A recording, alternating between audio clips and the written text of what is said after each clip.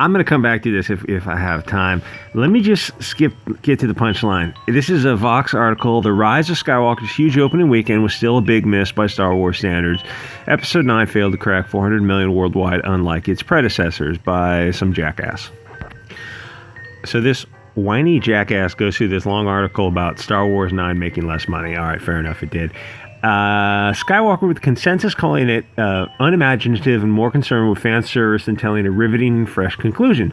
Fans were somewhat more divided, but the film also scored the lowest cinema score grade of any entry in the modern trilogy. Audiences gave it a B+, which is pretty good in general, but Star Wars. Maybe the movie could rebound during the Christmas holiday this week, but for now, it seems that fan service might have set the wrong kind of record for this series. Go fuck yourself, you jackass. Now I have to put a warning for language. Do you get what's going on here? Do you understand why he said that? Audiences gave it a good score. The reviewers gave it a bad score, probably because it didn't have enough SJW-isms in it. And so this soy boy pussy blames making a movie that appeals to fans because we can't have populism, right? Do I even want to look up Alex Abad Santos's social media? I suspect I know what I would find, and I think most of you know what I would find also. Here's the thing about Star Wars, just real quick, before I go into this stupid comic book. Star Wars, just because a bad movie is better than another bad movie, that doesn't make it a good movie. Sorry, Mike Miller. All three of Disney Wars, not one of the three, rise to the level of a good movie. Even The Force Awakens that most people enjoyed, that was a bad Star Wars movie. If it existed in a vacuum without any lore to live up to, it would probably be fine, maybe even a good movie, but it's a bad Star Wars movie. These films weren't set in some far-flung future. They had the original characters in the films. Once you create rules for your film universe, you must follow them. Before Roundhead and Big Nose got a hold of Star Wars, there were 6 films that established boundaries. Now, if you want to set the films a few hundred years in the future, go for it. But it has only been 40 years. The original characters are not only still alive, they're in the freaking movies. People talk about what absolute dog food The Last Jedi was, which is true. But The Force Awakens still sucked. Having a vagina and a cute Australian accent does not give you superpowers. I guess if you can survive the spiders, sharks, snakes, jellyfish, venomous snails, and deadly drop bears, maybe that does make you a bit of a badass. But still, Rey was way overpowered. She was the Mary Sue of Mary Sues. She was an SJW's power fantasy personified. Oh, and let me just say that while I enjoy Mike Miller and JDA, if I hear them talk about Star Wars one more time, it makes me want to dig my own grave. Every time I hear Mike Miller talk about Luke's character arc in The Last Jedi, I suffer a cringe attack. As soon as someone starts defending Disney Star Wars, I know that they are a legitimate crazy person and are suffering from George Lucas derangement syndrome. They were so disappointed in the prequels from 20 years ago that they're telling themselves that the Disney Wars aren't that bad. Which might be true if you're just looking for explosions and cool special effects and whammon power. That's what Big Nose does. He takes you on a roller coaster ride. It's like they designed the film with China in mind, which they did, but they burned their bridges with China. China doesn't like Finn or Rose Tico. China is not into Wakanda types. So this movie was made for dumb people, or people who are a few beers and a joint deep before they watch it. And if you watch any of the Disney Star Wars, I recommend a few beers and a couple of hits off of some of your favorite kind, bud. Speaking of China, if you're wondering why Finn and Rey didn't hook up, it's because China. China does not approve of that sort of thing. So if they set up a potential relationship and then abandoned it and had a bromance with Poe and Finn instead, then they paired off Rey and Kylo, sort of. It's as if the Disney trilogy didn't have a coherent plan. which is hard to believe for a multi-billion-dollar film, but probably is what happened. Why don't we use the Holdo maneuver? Because that is a 1 in a million shot. Why exactly is it a 1 in a million shot? It's simply jumping a ship into light speed. Why not just make hyperdrive missiles? Why not just have a droid pilot a ship in an Allah Akbar maneuver? Shh, don't ask questions. Just consume. Don't think, just pay your $14 for tickets and $10 for junk food. You don't want your Hollywood masters to call you a toxic fan. Well, hey, Roundhead and Big Nose, we aren't fans. Fans actually enjoy the content. Star Wars sucks Caitlyn Jenner's balls. Star Wars is crap. But when all is said and done, it's still made over $1 billion in profits because people are sort of sheep-like where Star Wars is concerned. It takes a lot for a Star Wars film to bomb. Or should I say, it takes a lot for the stars on the main sequence to bomb. Solo is a standalone film without any of the original characters in it. Now, since all the original characters are dead and Carrie Fisher has passed in real life, so the main Star Wars storyline is over, which means that any new Star Wars films will have to stand on their own. They won't have member berries to help them. And since the woke world of Disney in this brave new world every day is 1984, that means that any new Star Wars films are going to suck. Remember, kids, the blue-eyed guy will always be the bad guy, and the brown girl will always be the hero. Except in China, because China ain't woke. Don't say it, Bianca. Just move on. One joke is not worth getting booted from YouTube over.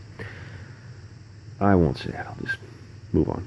Anyway, if you never saw the original trilogy where Vader killed the Emperor, then Lando blew up the Death Star, maybe you'll enjoy Rise of Skywalker. Or if you're in a chemically enhanced mellow mood, I suggest that you watch Daisy Ridley's rap video to get warmed up first.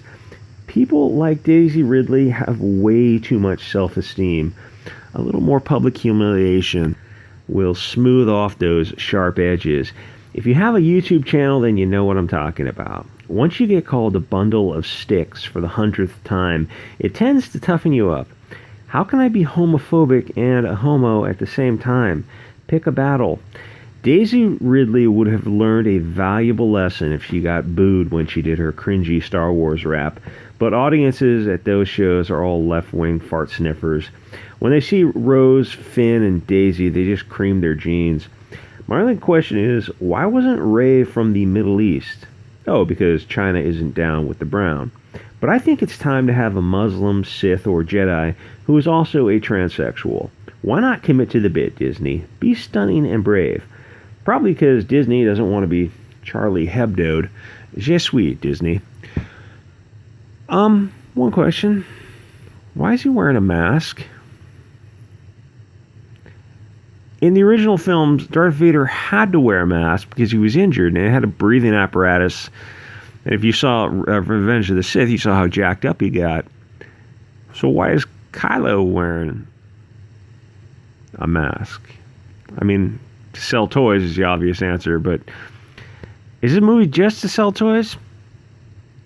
I mean, you have to make a good movie before you worry about selling toys. No, this image doesn't relate, but I just think it's funny. This is The Visitor. Let me adjust that. I shouldn't have to say that a comic was good other than the woke bits.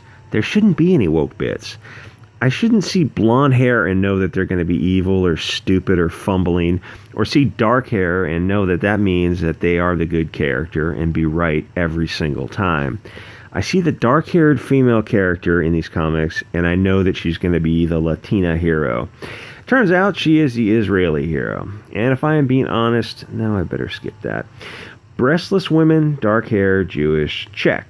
Why not just make her lesbian while you're at it? Well, that comes in issue 2. I guarantee that she will be scissoring a black girl.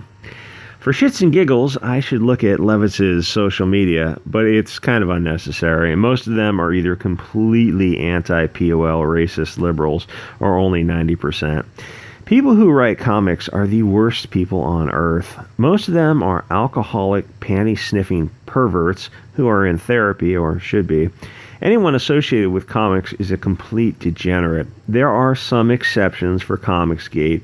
They aren't necessarily degenerates, but most are alcoholics. I guess that's a necessity for writers.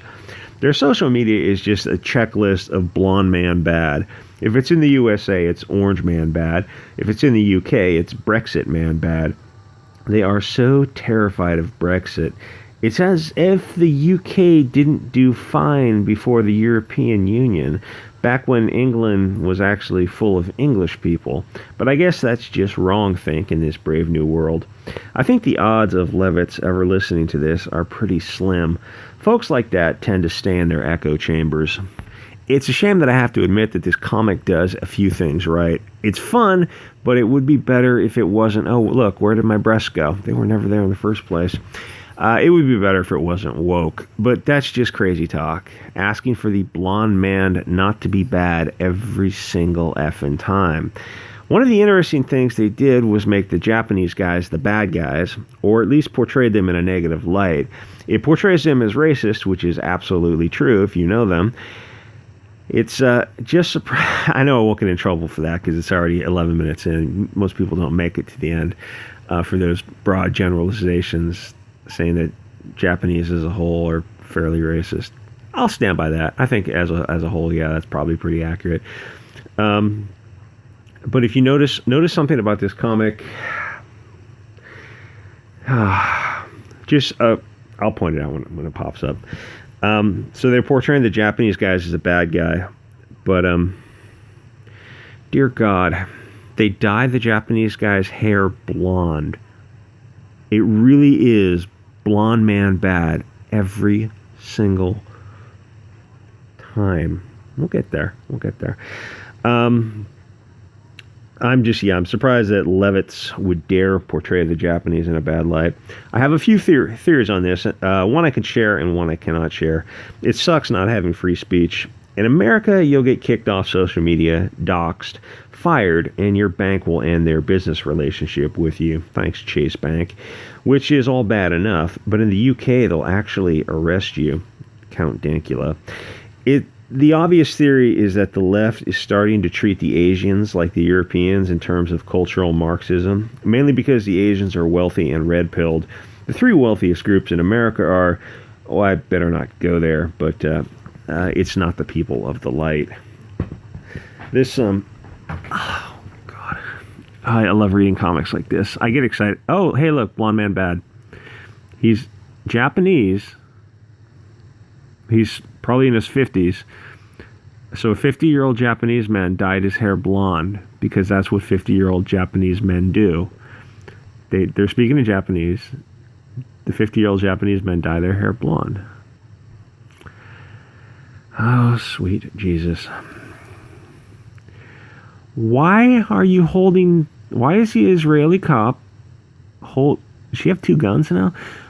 Two Liberty devices. Why is she holding the obese blonde man's hand? Note that he's shorter than she is, because wham and power. Oh, God, help me. Dear God. I wish I had free speech. I wish I could say, when I eventually get kicked off YouTube, which is, I'm sure, coming any day now, it will be a blessing to move over to BitChute. And even though the audiences are a little bit smaller, to have free speech is just, it's such a good feeling to be able to actually speak freely on BitChute. The black-haired guy's carrying the obese blonde-haired man. Okay, all right. That's a comic. Anyway, this is oh God, so much is left unsaid. This is The Visitor by Levitz, Kim, Rodriguez, Boland, Baumgartner, Menschel, Myers, and some other assholes. I don't recommend it. Or Star Wars. Anyway, guys, like, comment, subscribe. Thank you for all who have supported me on Patreon, PayPal, on the coffee sites or on the t-shirt sites. You can check out that Teespring t-shirt. There's some funny t-shirts out there. And if you want to design a t-shirt, send me your art and we'll make a t-shirt. Just as as